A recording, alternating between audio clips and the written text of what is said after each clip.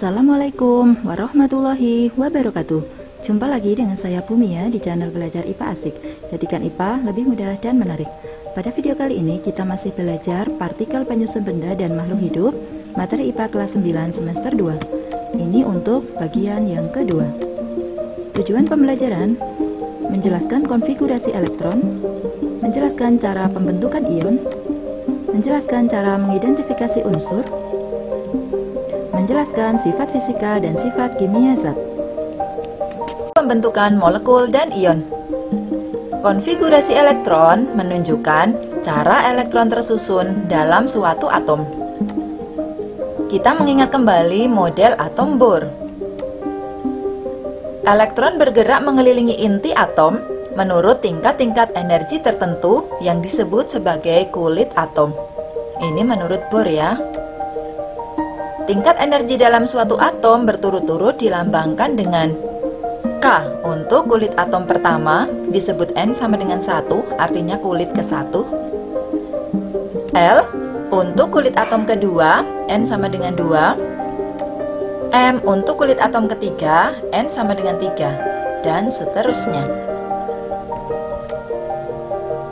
Jumlah maksimal elektron pada suatu kulit atom bisa ditentukan dengan 2N pangkat 2. Kulit K, N sama dengan 1.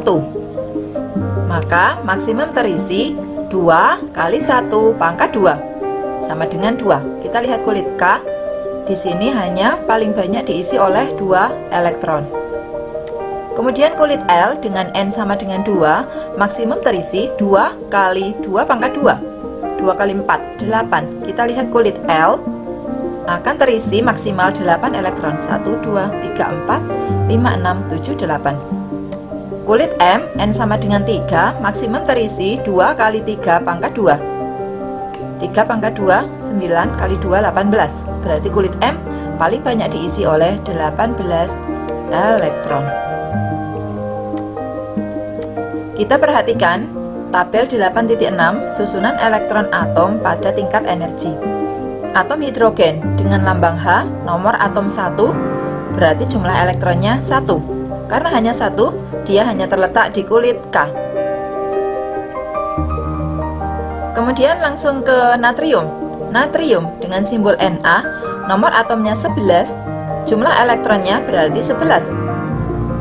Maka jumlah 11 elektron ini akan tersebar di kulit K 2, kemudian di kulit L 8, berarti sudah 10 ya, masih sisa 1 akan berada di kulit M. Kemudian untuk klorin dengan simbol Cl, nomor atom 17, berarti jumlah elektronnya ada 17, akan menempati kulit K 2, menempati kulit L 8. 8 dengan 2, 10 ya, berarti masih 7. Yang 7 menempati kulit M. Ya, kalian perhatikan untuk yang saya lingkari ini adalah elektron yang berada di kulit terluar. Sekarang perhatikan untuk kalsium. Langsung ke kalsium ini ya. Kalsium dengan jumlah elektron 20. Mestinya kalau jumlah elektronnya 20 akan berada di K itu 2, di L 8, dan yang 10 menempati M. Harusnya gitu kan ya, karena kulit M itu masih bisa diisi sampai 18. Tapi coba kita cek tabel untuk kalsium. Ternyata di kulit K ada 2, di kulit L ada 8, dan di kulit M 8, dan yang 2 di kulit N. Tidak semuanya 10 itu di M semua. Kenapa demikian? Hal ini disebabkan karena penempatan 8 elektron pada kulit M dan 2 elektron di kulit N ini menjadi akan lebih saling ion dan ikatan ion. Atom akan stabil bila jumlah elektron di kulit terluarnya berjumlah 8. Agar dapat mencapai jumlah 8 elektron di kulit terluar, suatu atom dapat melepaskan atau menerima 1 atau lebih elektron. Perhatikan gambar. Atom natrium atau Na mempunyai 11 elektron. 2 elektron di kulit K, 8 di kulit L, dan 1 di kulit M.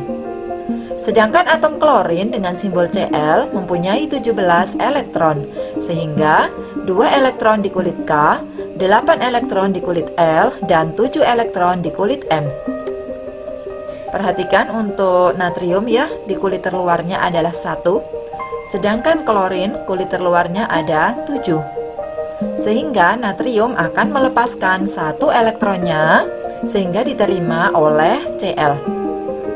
Maka elektron terluar untuk Na jumlahnya tidak 1 tetapi jadi 8. Sedangkan klorin elektron terluarnya jumlahnya juga jadi 8.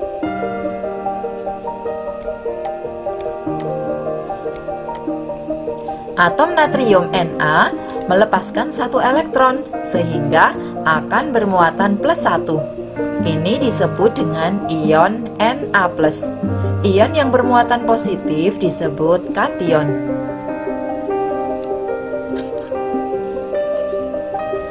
Perhatikan gambar. Atom natrium melepaskan 1 elektron sehingga akan bermuatan +1. Ini disebut dengan ion Na+. Ion yang bermuatan positif dinamakan kation. Sedangkan atom klorin menerima 1 elektron dari luar, maka akan menjadi bermuatan -1. Ini disebut dengan ion Cl-.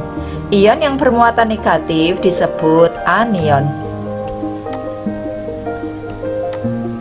Ion Na+ dan ion Cl- akan saling tarik-menarik secara elektrostatis membentuk senyawa ion NaCl yang netral.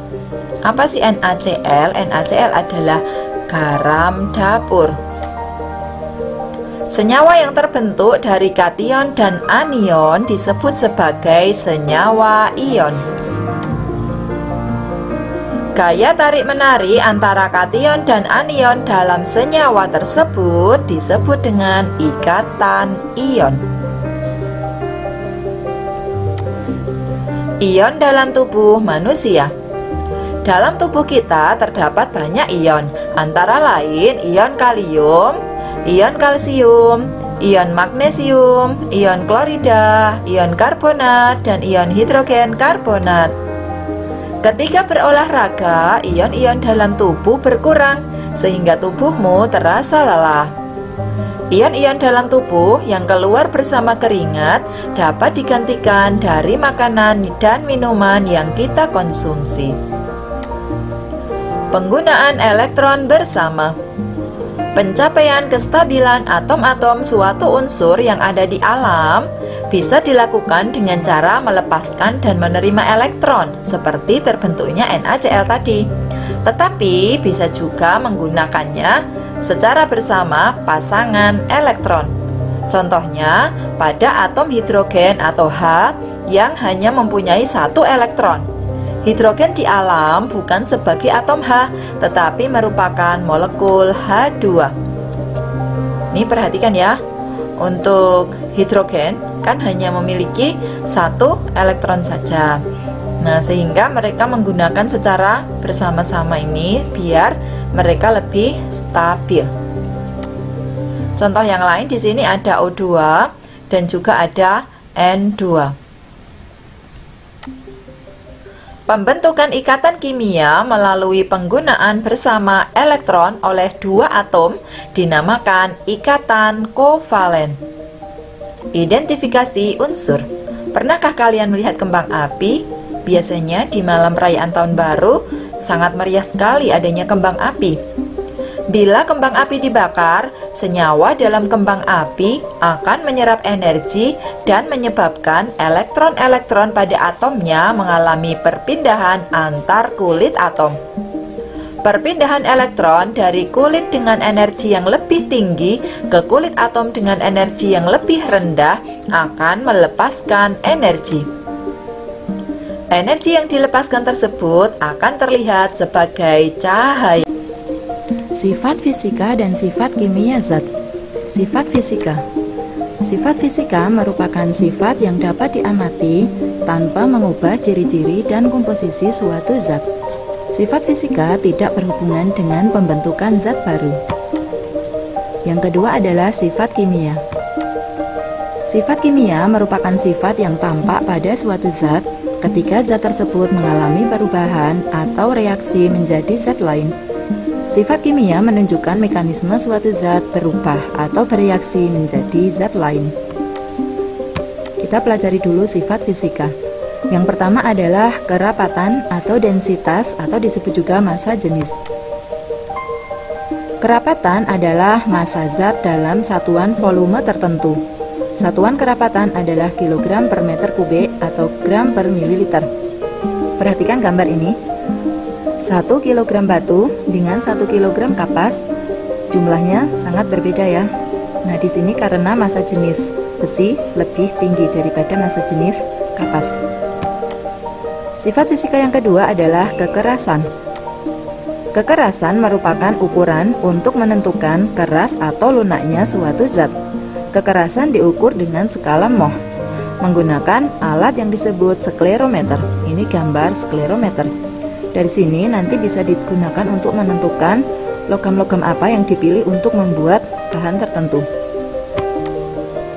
Sifat fisika berikutnya adalah elastisitas.